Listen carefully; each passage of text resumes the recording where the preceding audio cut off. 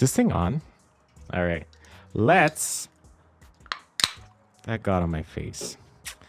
That's tough. Hate that.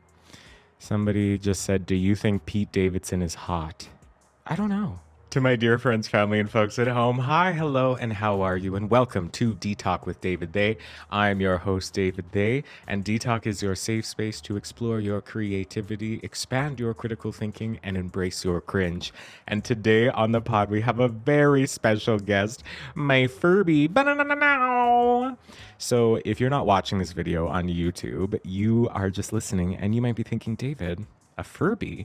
What in the world, girl? Well, yes, I want you to picture beside me a big red and gold FURBY. Well, you know what a FURBY is. A FURBY is a toy. Alexa, what is a FURBY? No, let's... You know what? We're going to do this right, and we're going to Google what is a furry. Nope, that's wrong. Okay. Already making mistakes here, but mistakes are important.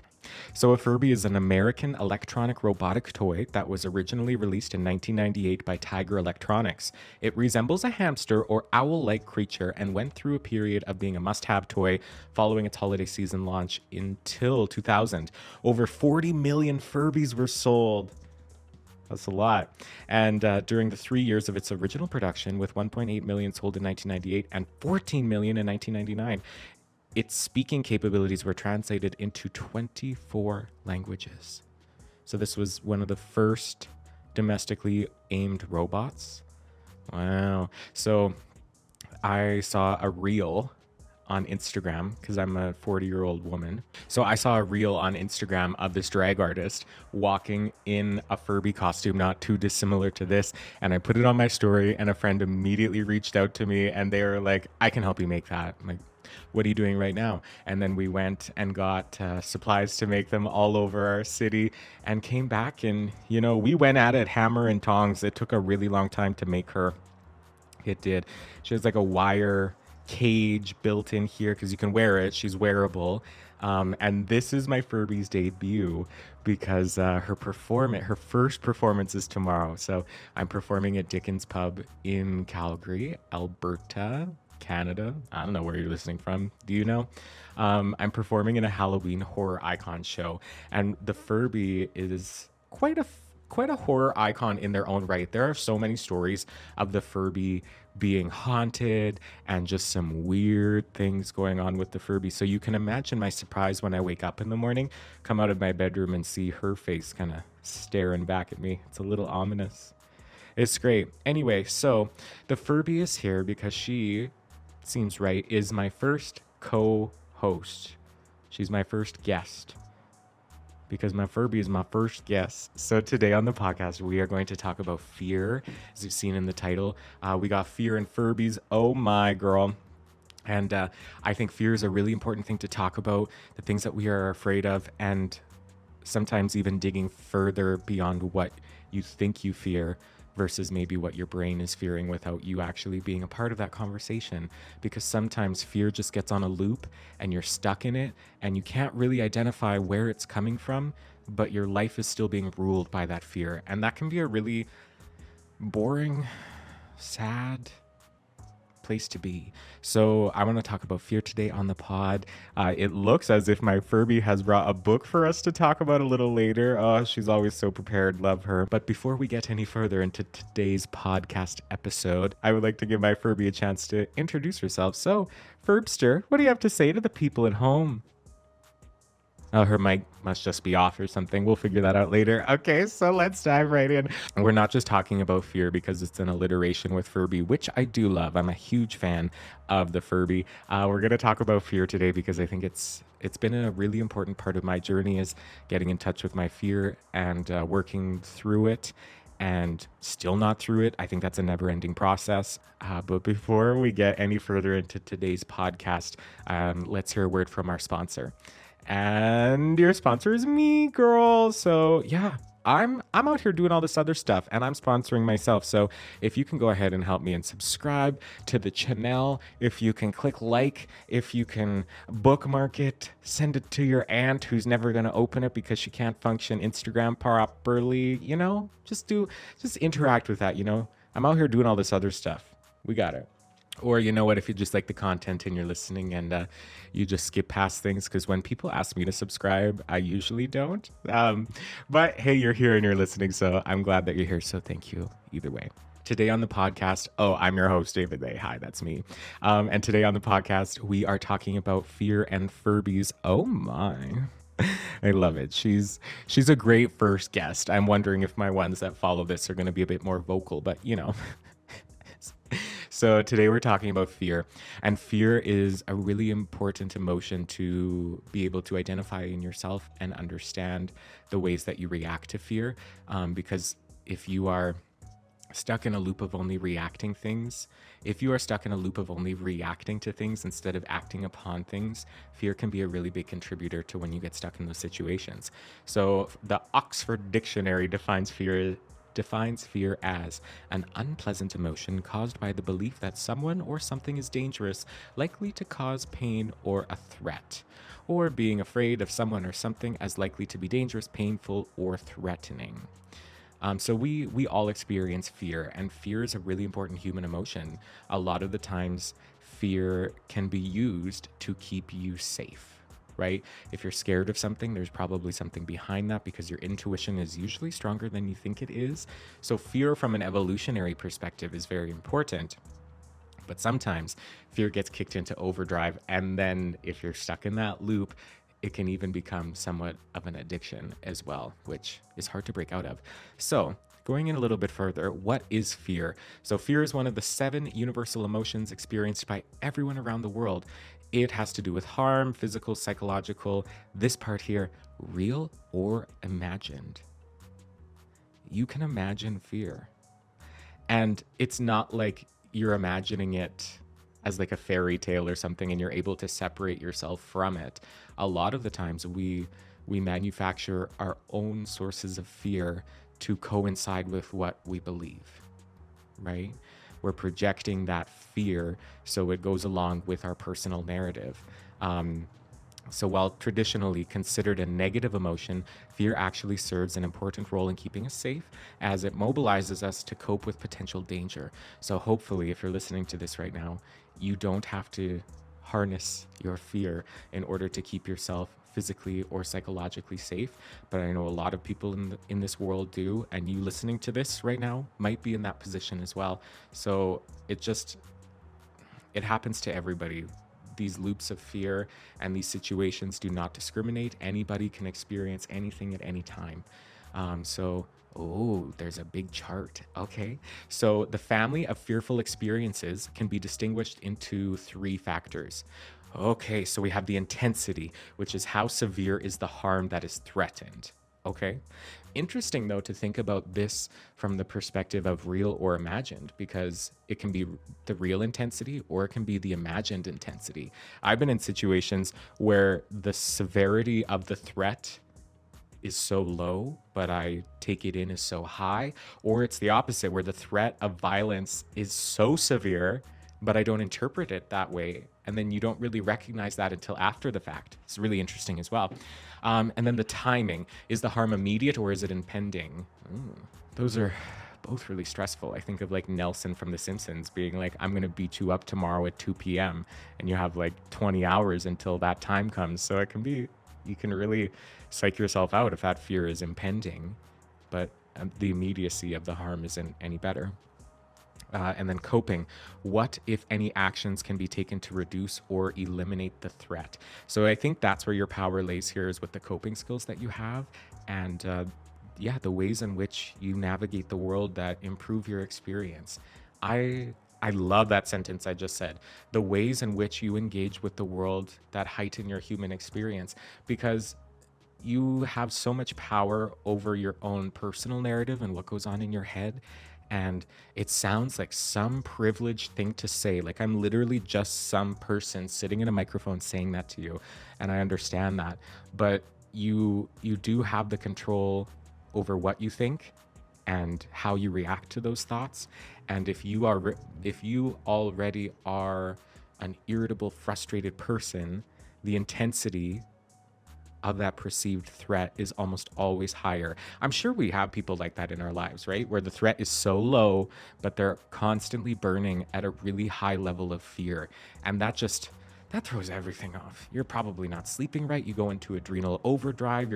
You're coping with so much extra amounts of cortisol from the stress. It just nothing good comes from acclimating yourself to such a high level of fear all the time. But I think a huge part of that is how you grow up in the situations that you are in, either situations that you put yourself in or situations that you find yourself in, have a really big influence on that graph of fear in your life. So if you grow up in that constant state of terror, it's really hard to get out of it. And it does feel like breaking an addiction. And a lot of people never get out of that. Fear is so powerful. It is so limiting. It can be lurking in the shadows in ways that you just have no idea. And it can come out in your daily life that in ways that you don't recognize. And it can be a source for a lot of conflict, not only within yourself, but within your relationships. Any kind of relationship can be impacted by fear, right? That's why I love to say that the way that other people act has everything to do with them and nothing to do with you. Because if people are acting towards you in a way that isn't great, if it's, I'm going to say discriminatory because we're going to talk a lot about this. Like, this is a political podcast at its core as well, because showing up as a queer individual, especially as a drag performer, queerness is so questioned.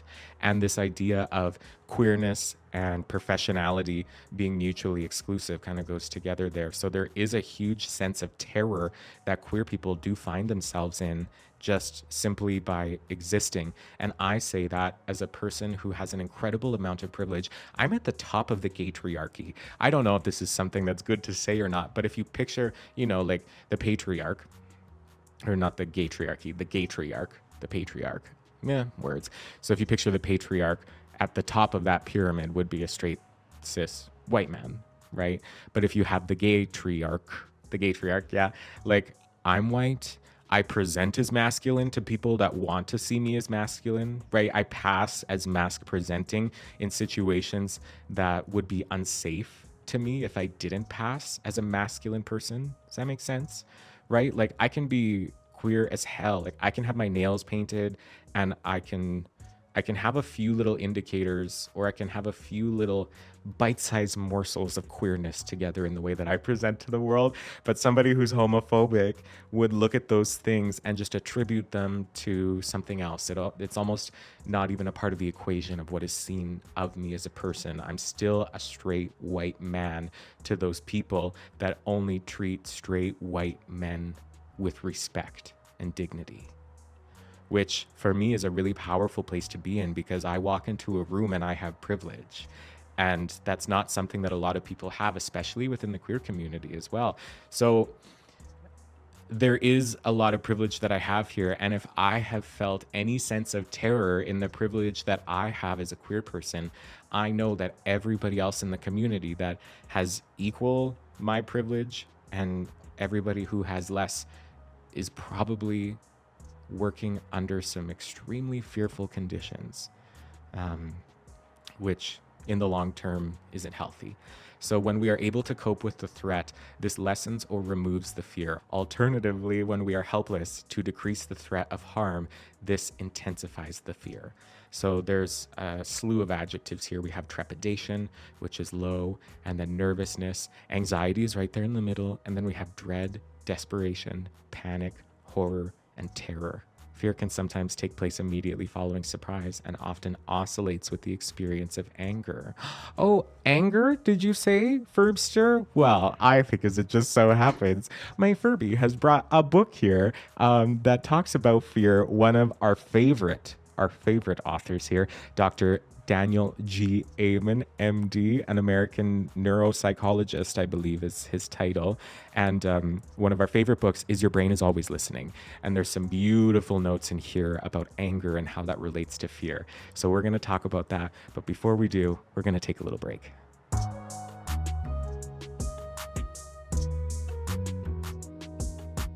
Would you like some? Num, num, num, num, num. It's a great guess. And welcome back to D Talk. I'm your host, David Day. And today on the podcast, we are talking about fear and Furbies. Oh my. This is my co-host, Furby. I am a tactile kind of lady. Actually, you know what? I have a little story here at a left field before we continue. And you know what? It's not at a left field. It is completely on topic of fear. So if you haven't seen any of my content before, I have been an elementary teacher for 4 years, and it was interesting and painful to see the role fear plays in people when they don't understand something. I think a huge part of what makes us fearful is our level of understanding of the topic that makes us fearful itself. So there's kind of two components to this, right? When you are fearful of something, there is a reason that you are fearful of that something, and then there is an amount of information and knowledge that you lack about that something causing that fear. So there's two very distinct pieces here that culminate in this feeling, in this experience of fear. And queerness, I think, makes a lot of people fearful because they don't necessarily understand what it is, what it means, what it looks like. And there are other reasons why they are fearful of what they are projecting onto queerness, not what queerness actually is. Sometimes the understanding that they have might be true. Sometimes people will have an accurate understanding of queerness and still be fearful of it, and that's kind of a different conversation. But I think a huge part of propagating fear is presenting information in a way that makes people more fearful of it. Fear mongering, I believe it would be called. And sometimes fear mongering is done without the intentions of doing so, right? Because I think if you are a person who lives fear on a regular basis and you are addicted to fear, that you present that fear to other people without even realizing that you're doing it. And sometimes that is the most harmful. I mean, you could make an argument for either way, but I have a specific experience of that kind of fear that is propagated throughout a community because of a lack of understanding, and that these people that are cultivating that fear are so confident in what they believe. And if you have confidence, you can convince anybody of anything ever, usually. So okay, let me get to my story. We'll be here forever. Which you want. I mean, you're here. You're listening to this.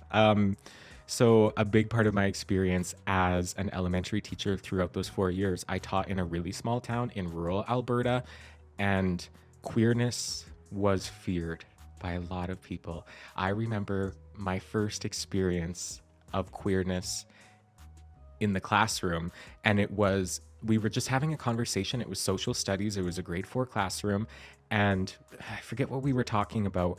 But I was a brand new teacher. I was 22, 23, my first classroom, my first year of teaching. I wasn't super experienced, and I wasn't comfortable yet presenting queerness to the class in the same way that I would present heteronormativity.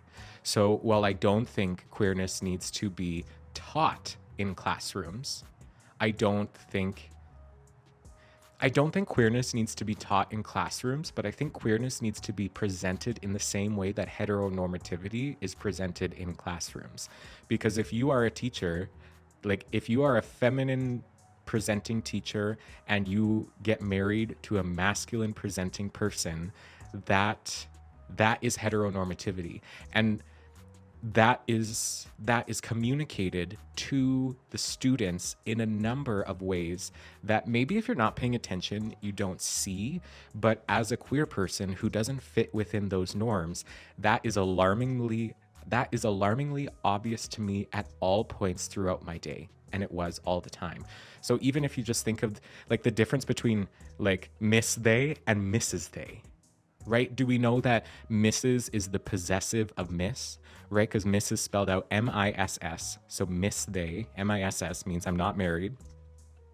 Or it can be or instead of MISS, I guess that would be for somebody who's under 18 or under, I don't know. It's all stupid nonsense anyway, let's be completely friggin' honest. But if you have MS as Miss, and then you have MRS as Mrs., the R is in there and the apostrophe is for the possessive nature of the masculine person in that relationship to the feminine person in that relationship.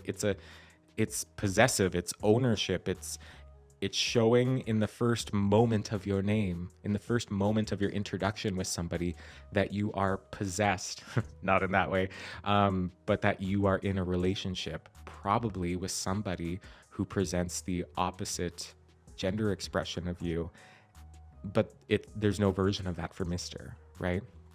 So there's just heteronormativity is served up piping hot on a regular basis, and you can only see it if you're looking for it, right? It's when that person asks a little girl, "Do you have any boyfriends yet?" Heteronormativity. It's it's when it's when poor destructive behavior is encouraged or ignored from men and boys because boys will be boys. I almost threw up just saying that sentence. That is heteronormativity, right? Just assuming somebody that has a partner of the opposite gender expression is heteronormativity, right? Even just in the ways it is slowly changing through informed teachers who are putting in the work, to be honest, and informed parents that are putting in the work as well. But even the assigned gender to toys and the assigned gender to colors. And a lot of children have this deep rooted sense, and a lot of adults, I suppose, as well, have this deep rooted sense of boys like blue and play with trucks, and girls like pink and to play with Barbies.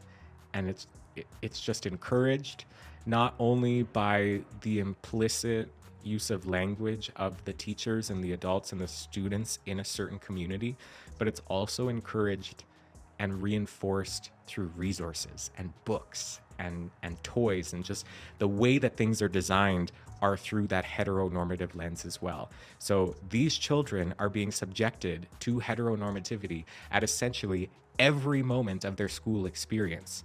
It's not sat down and taught, it's just there.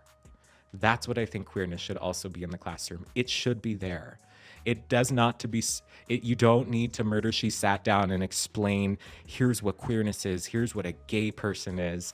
It just needs to exist in such a way that is parallel to heteronormativity.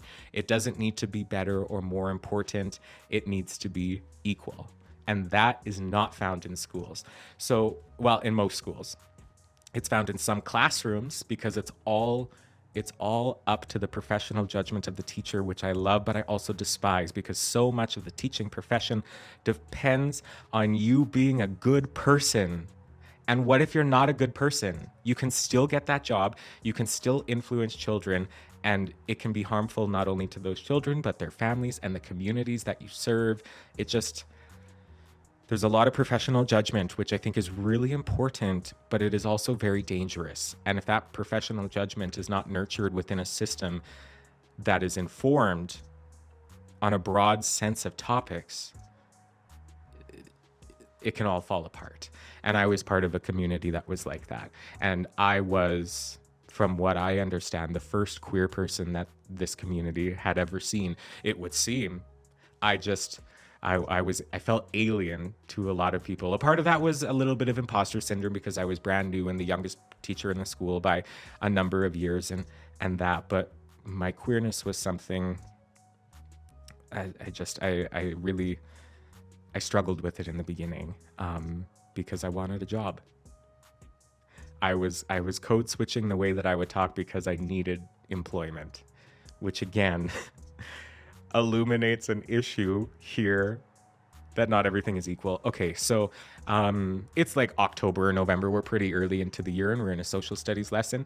And maybe we were reading a resource or something that just reinforced the gender binary or heteronormativity. And I think it was explaining just a relationship between like a feminine and masculine person in the story that we were reading.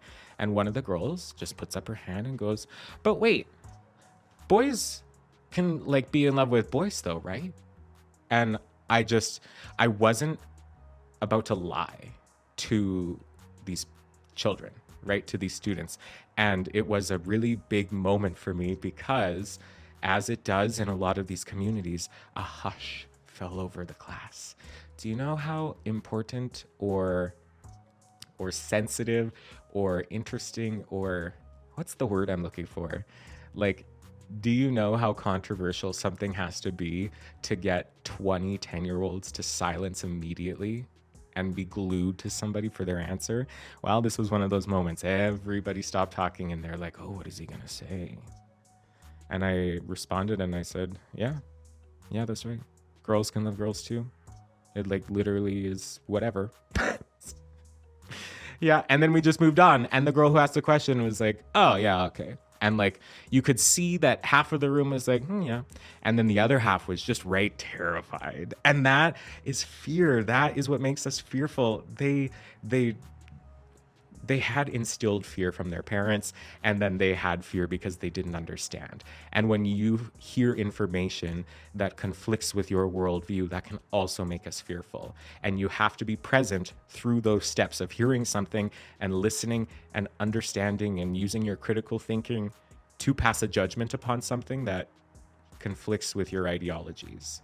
Because if you're just on autopilot of kicking out new information because it doesn't work with what you have in your head, you're not learning, you're not getting better. Your life experience, the quality of your life experience just takes a swan dive, girl.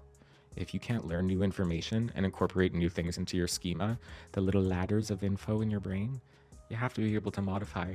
It's your only job on this earth is to modify what you think and to get better and to learn, right? So there was a student in particular who I could tell was pretty uncomfortable with that. And again, it's not that we sat down and I was like, here's the gay agenda and here's all of this information that has no business belonging in the lesson that we're doing right now. It was an incidental question. I responded with an answer that was clear, concise, and accurate, and we moved on. So then I think looking back, maybe because of the community I was in, I should have sent a message to all the parents and said, hey, well, even this is a great argument, right? Because after talking with my leader at the time, I was told that it would have been best if after that happened, I sent a message out to all the parents just saying, hi, everybody, in a social studies class today, a student asked the following question, and I responded with the following answer. Thanks, have a great night. Which I don't have, like, there's two arguments here, and I don't know where I sit. The first argument is that why are we communicating?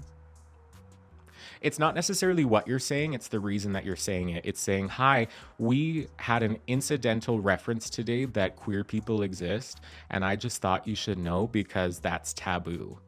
I think that's the subtext there. It's saying that it's something dangerous and that it shouldn't be talked about, and it came up and I just need to cover all my bases because I don't want to be in trouble because we talked about queerness today for 8 seconds. I think that's harmful. But maybe some parents would have appreciated that, because if they were willing to talk about queerness with their students at home, that would have started a nice conversation. Okay, I'm kind of influencing myself in that direction. Communication's always good. But at the time I didn't send the message because it wasn't really on my radar. And then it was, I don't know, about a week later, I was in the middle of teaching. I was sitting at my desk, doing the park and bark. That's where you sit from your desk and teach to the children and whatever. And I was sitting there and my door unlocks and in walks 2 of my leaders. One of them comes up to me and says, you need to go talk with them. I'm going to take over your class for a bit. All right. Terrifying as a new teacher, right? Absolutely terrifying, filled with fear, right? And the one takes over my class. I set them up with something to do. They're off, they're doing whatever. And I go and sit down in the office with that other leader. And they're just, I'm trying to use they to not indicate a gender here. They First of all, you could tell they were uncomfortable, and I could tell the stakes felt a little bit higher than some casual chippy tea in the mornings, right? And it was, we received a complaint from a parent that queerness was being talked about in the classroom. And there was almost an interrogation of me of what was said and the context and everything. And I felt on trial a bit, and it was all coded as, again, taboo. I don't know if there's another word that I can use here. It was just, it just felt like I had done something wrong, when looking back, I did the exact right thing. And then I was given the advice of, if it happens again, then send a message home to the parents so they know what happened. And I went on my merry way back to my classroom, and I don't know, I was just shaky, and it wasn't a good experience at all. And that was my first experience with queerness in the classroom. So it wasn't a strong start. But after a while, I started to see the void of a perspective other than just one perspective. Like, the ways of thinking in this little school were just so homogenized. Like, everybody was thinking the exact same way. For the most part, there are a few outliers. I was obviously one of them. There was a handful of other outliers in the school too, which I was very thankful for.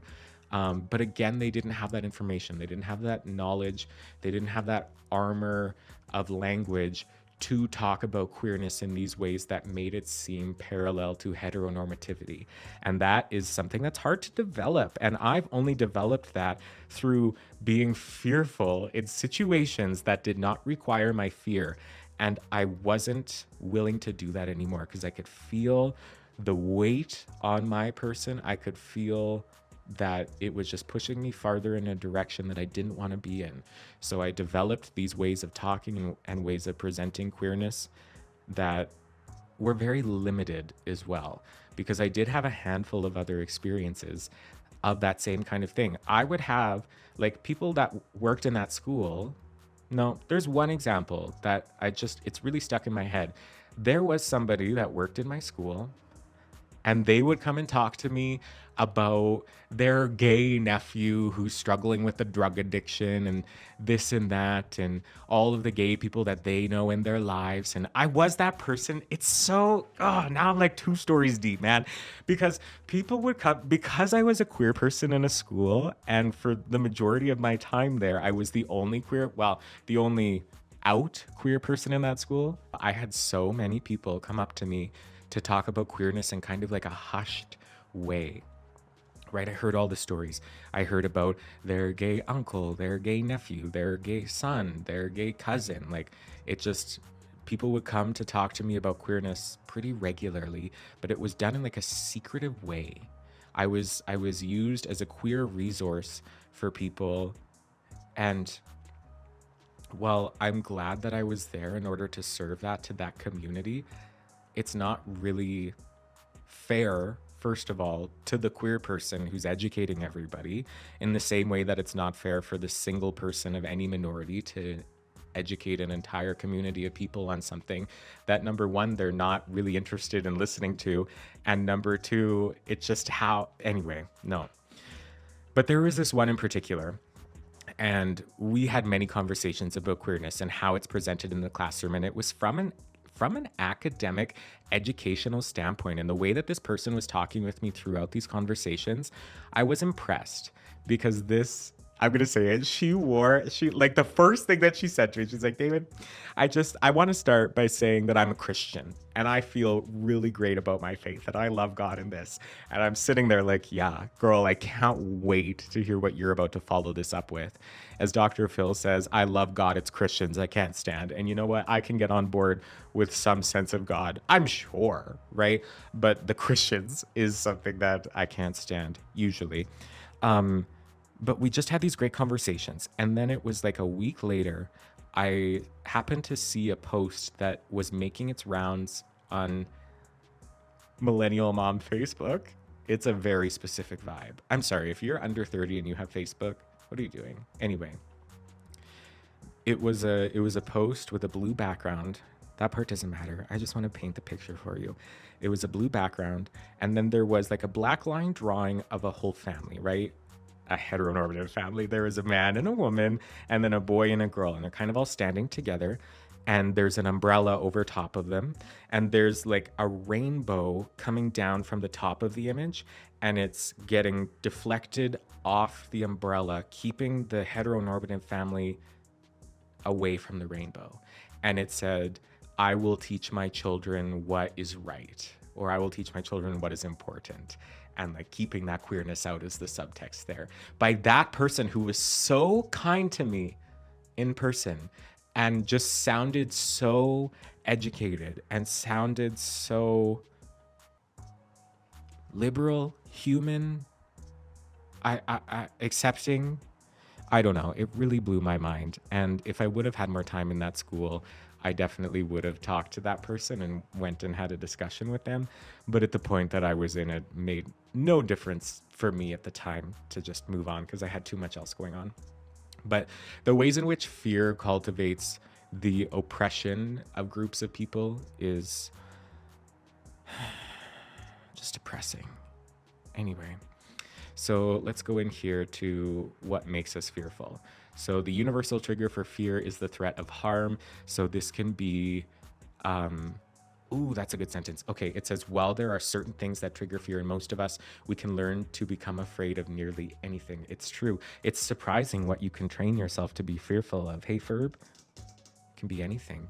But some common triggers are darkness, not being able to see your surroundings, heights and flying, social interactions, and or rejection. That's a really big one that I've been working on recently. I love the social conditioning of rejection, and I love, this is something maybe you could take away if you're trying to get more comfortable in social interactions and specifically being rejected by people.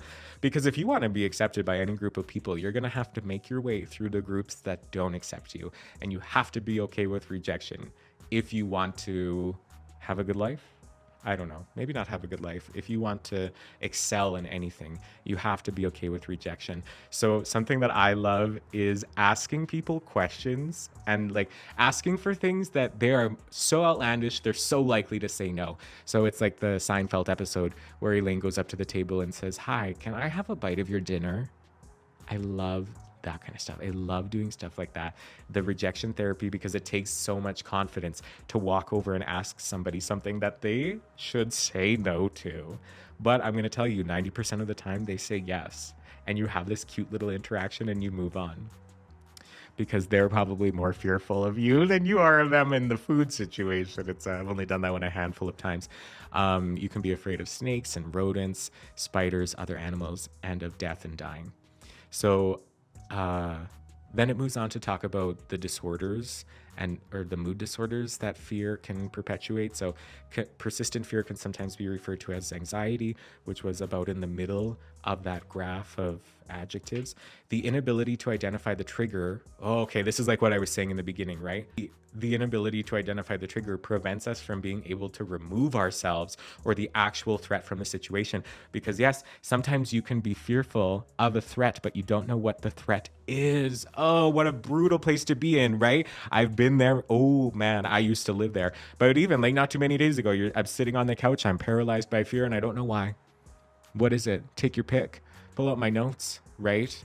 And it takes a lot of time. It does take silence as well to identify the fear. It can require some deep thinking and meditation, and with no distractions. It's really hard to do. Turn off the music, turn off the Dr. Phil, for me would be my example.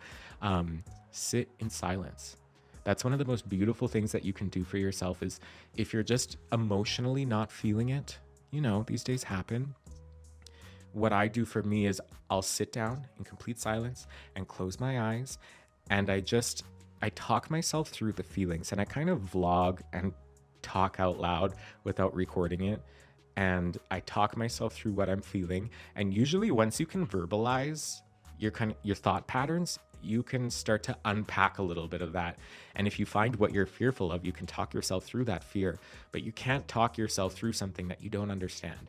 So taking some silence and figuring that out, if it's something that's figure outable within the confines of you and your human experience. But a lot of fear comes from outside places that can't be absolved through individual thought, which I do need to say.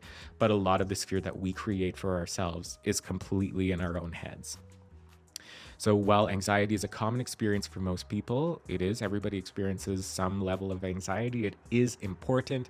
Again, it keeps us alive, and a little bit of stress is good. You need a little bit of stress, but it needs to have peaks and valleys. It needs to come down back to zero for a bit and then go back up when something new happens. But that slow, consistent burn of stress is what gets you. Adrenal overdrive.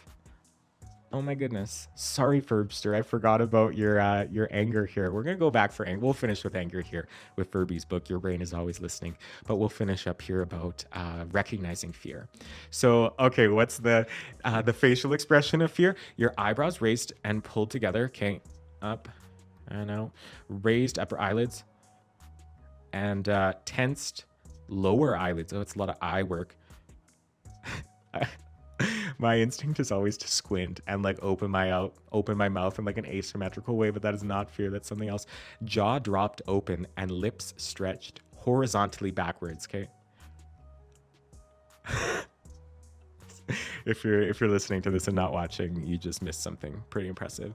And then your vocal expression of fear, the voice goes higher pitched in a more strained tone. One may also scream. Sensations of fear can be feeling cold and shortness of breath. It can be sweating, trembling, tightening of muscles in the arms and legs. And then the posture of fear can be one of mobilizing, so slowly backing away, like you're confronting a bear, or you are immobilizing, so you're freezing, right? Fight, flight, or freeze. So we can be so fearful of anything, right? And it's interesting how the perspective and how the presence of somebody else in our life can either perpetuate or eliminate our fear completely. This is a note here that I'm going to say that it's exceedingly important that you monitor who is in your life and how they act and how they make you feel, because sometimes people in our lives can make us fearful of things that do not require fear. Right? I'm sure you've had this experience before, but you're doing something, you're feeling good about it, and somebody comes by and makes a little comment and somehow, either on purpose or incidentally, plant that little seed of fear within you, and boy, does it just blossom. Right? If you're one of those people, and maybe even if you're not regularly one of those people, but if that happens to you from time to time, I'm one of those girlies that happens to pretty consistently. It means that you're being driven by somebody else's projected fear onto you, which is a huge part of navigating the world.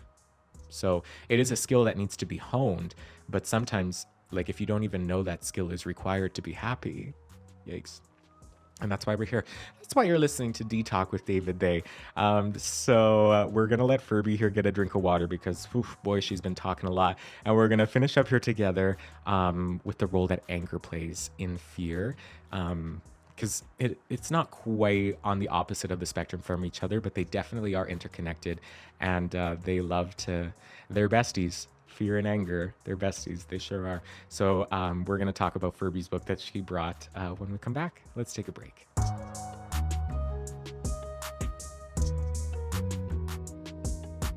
Welcome back to D-Talk with David Day. I'm your host, David Day. Today on the pod, we are talking about fear and Furby's. Oh my. Love it. Okay, so we're going to look at a little passage about anger from this book here, Your Brain is Always Listening, written by Dr. Daniel Amen. He has been a very influential person on my personal growth journey. I got into him during COVID, and I've read many of his books. I would highly recommend this, Your Brain is Always Listening. It goes into detail in the way that you think and the way that you talk and the ways that you use language influence the use of your brain. And Daniel Amen is really influential because he utilizes the SPECT scan. So when you're getting a brain scan, typically you will have an MRI which scans the structure of your brain. This is all from what I understand. So I might be wrong, but an MRI scans the structure of your brain, but a SPECT scan measures the use of your brain and the function of your brain, which are very two different things. The structure that is there and the way that it is being used are very two different parts of the equation. So a lot of the times people with some sort of struggle or issue, get an MRI and everything comes back normal. Well, your structure can be near perfect, but the function of your brain can be very problematic, as you can imagine. So the SPECT scan is something that Dr. Amen talks about a lot in this book, which is really interesting.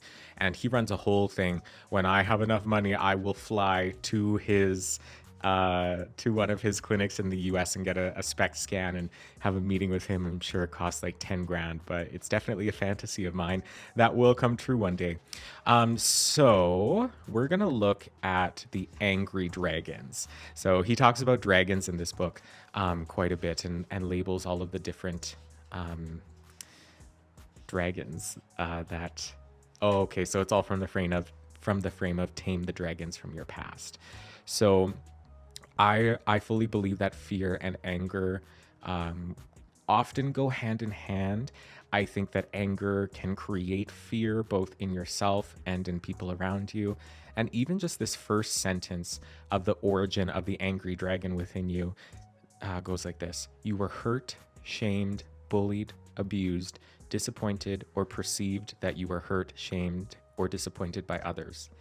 When I think back to my younger self, and specifically moving through my K-12 education and just my middle school and my high school experience, and the bullying that takes place, not only from the students, but from the teachers as well, as a queer person, I feel like I just got to take a minute for that younger version of me who's at still crying. I'm sure it was, I was a crier. I cried a lot about a lot of things. And it was because I was constantly filled with that sense of fear of a threat of violence, but I also perceived even just negative words I was terrified of. And maybe words that weren't perceived as negative or terrifying by other people, but when used around me or about me, terrified me. And part of that was my perception of that, but a huge part of that was the actions of others and the worldviews of the people who were in leadership positions of that institution. A big part of this is how others modeled angry behavior for you. So this book was written right after the pandemic. So it goes on to say, with stay-at-home orders due to the pandemic, many people experienced anger and frustration over things they could no longer do, or they were hurt financially. These frustrations and hurts may create new angry dragons. And a trigger for this, the next paragraph here, is when anything reminds you of the hurts, shame, bullying, abusive behavior, or disappointments from the past. So what I find really interesting here is that if you are using your brain in a way that is structured to only perceive fear, if you are operating out of fear when you are triggered by things, you are going to constantly be triggered by things, right? If you're triggered by anything that reminds you of the hurt of the past, how can you not always be triggered by the hurt of the past? The past is there. Like, we all have those past triggers, but how do you move past those? If you're still in that cyclical system of fear, everything reminds you of the hurt of the past. Everything reminds you of shame and the bullying and the abusive behavior and disappointment from the people around you. So how can you move yourself through that? When others overwhelm you with words or want you to take responsibility for something, right? This fear and anger sometimes is indistinguishable in people around you, or maybe even in yourself. So the reactions are rage, irritability, frustration, rudeness, inconsiderate remarks. Again, it's never about you. These people are operating out of a place of fear, so you can't take things personally. Muscle tension, goosebumps, chicken skin, awful. Dizziness or confusion. There's a lot of anger in our world, and I think a lot of that is perpetuated by the use of fear, or perpetuated by fear. So then we go on to some strategies here. How can you actually maintain sight on your goal when you are interacting with somebody that is instilling fear in you? So being able to consciously shift your focus on your goals for the situation instead of being bogged down by the fear of others is something that takes practice, and it takes you messing it up many times. I was listening to a story that a friend was telling me about a really rude customer that she was experiencing, and just the way that she didn't respond to any of the things, like any of the petty comments. just I was surprised because some of the things, like having a drink thrown at you, I don't know if I would be able to not express my anger to that person in that moment. But she stayed focused and she knew that she needed to just get this person out of the building, and she did that. And it takes practice, right? You're gonna mess that one up 101 times, and then you'll succeed once, and then you'll fail 10 more. Just got to keep going. Be aware of your own danger signs before your anger is about to blow. When you feel these symptoms, take 10 deep breaths, da da da da da, which takes less than 2 minutes. I can guarantee you, you will express your feelings in a more effective way afterward. Yeah, the deep breathing is good. I've definitely employed deep breathing in my life. Also, taking a break, getting yourself out of that situation, regrouping and returning with, because sometimes you need a little bit more time to focus on your goals for the situation and be able to act towards those goals.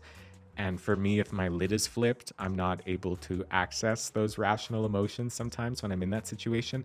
So being able to tap out and leave, you don't always have that privilege, but it's something that's really useful to use when you can.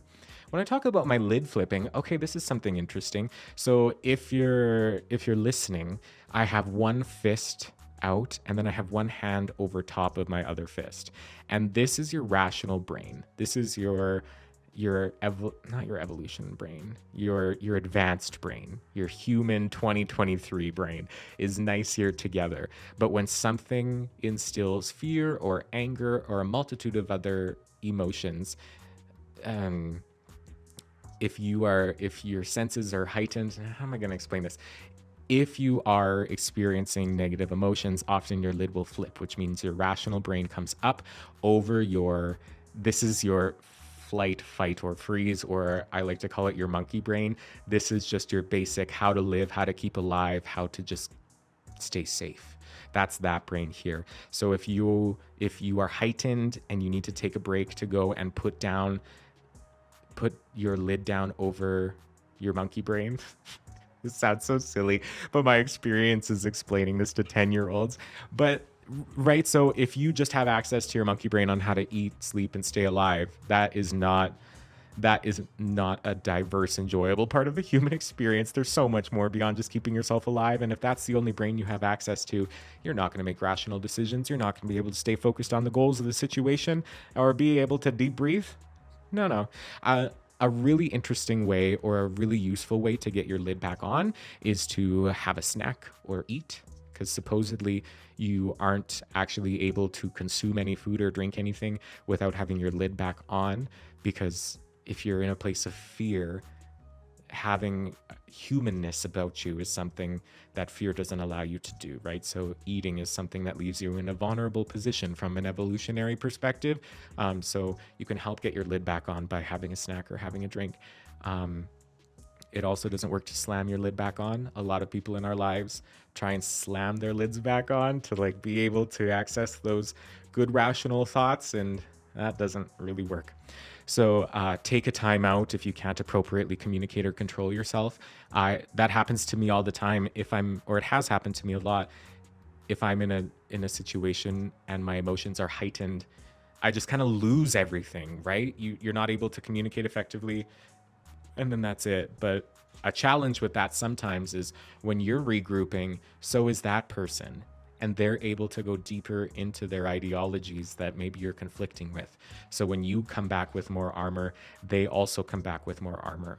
So being able to practice it enough to where you get to the point you're able to clearly communicate yourself to those people who you disagree with in the moment is something that's really powerful, and it's quite a sign of maturity. But again, it takes practice. It has nothing to do with age. Oh, keep a lavender sachet and inhale the aroma. Some of these sound a little out. But yeah, so anger can be good if it's directed positively and appropriately for present day reasons and affirmations. I express my anger in ways so that others can hear. What? I accept responsibility if my anger has hurt someone. I direct my anger appropriately. I do not use anger to scare or frighten other people. I express my anger in words, never physical actions, unless someone I love is threatened, right? The next dragon here is judgmental. There's every kind of dragon in here. This is such a good read. I can't recommend this book enough, but I did read it about 2 years ago, and I think I only read it twice. So It was really useful for me at the time. So if you're interested in some self-help that is backed by neuroscience, which is 100% my niche and what I enjoy, I would really recommend Your Brain is Always Listening by Dr. Daniel G. Amen. Oh boy, now we've made it to the end of the pod. Fear and Furbies. Oh my, she's really shy. She hasn't said a word. She's she's saving her voice for her performance tomorrow. That's what it is. Okay, at the bottom of this, it says introduce the world of emotions to children in a fun way with Dr. Ekman's official guide to Disney Pixar's Inside Out. Have you seen Inside Out? It is one of my favorite movies. And no, it is not just a movie for children, because the accuracy of the neuroscience behind the way that movie is written and designed is so fascinating to me. Oh, I just love Inside Out so much. Um, anyway, a parent's guide to Inside Out. That's fun. Ooh, I am gonna read that later off camera. So, oh my dear besties, my dear friends, family, and folks at home, I I know that you listening to this, you do have some amount of fear, and what I want you to do is I want you to sit down. Oh, okay. This is something from Dr. Phil, and while Dr. Phil is problematic, and I'm sure a handful of ways that we are not going to outline on the pod today, dear friends, but there is a strategy that he has shared over the years, and it's something that I use with myself, and I've used it with students, is that if you are somebody who is fearful because you are consistently thinking about the worst case scenario, which a lot of us do, right? An example for me could be my performance with this Furby costume on. I mean, this Furby's solo performance tomorrow. Like, I don't know, as I'm practicing, a little bit of fear pings in my brain, and I think, what is going to happen if the face falls off while I'm dancing? Right? The face falls off and it's just going to be the worst possible scenario. And now I'm paralyzed by fear a little bit and I don't want to practice. And it's just not going to be as an enjoyable experience for me because I am driven by this fear. So if you're playing this what if game, that's fine. However, you need to play the what if game all the way to the end, right? So what if I'm dancing on stage and her face falls off?